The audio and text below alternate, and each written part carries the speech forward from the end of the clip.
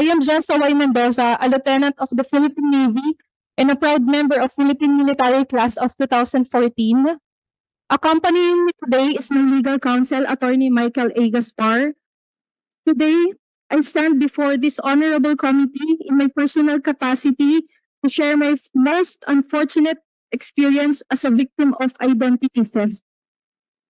The shocking revelations regarding my experience started April last year when I received in my residence a letter of authority from the BIR for tax deficiency linked to a Shin Wanhao online game technology incorporated.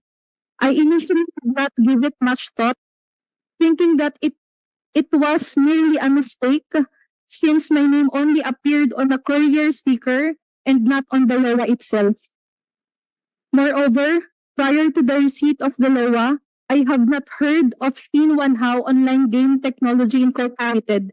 I definitely did not have any affiliation of the said corporation. 5 months later after this, I received another LOA for tax deficiency of Handy International Power Carry Incorporated. This time, however, my name appeared on the letter as the supposed treasurer of the said corporation.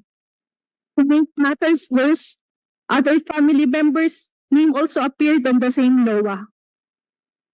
2 other individuals with foreign-sounding names, namely Xiao Wei Dai and Wei He, were listed as incorporators and directors.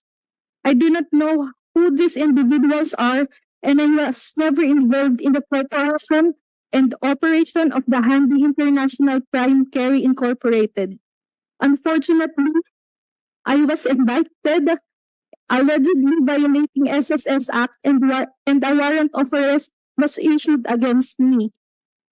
To secure my person against preventive imprisonment, I had to post a cash bond of 108,000 pesos.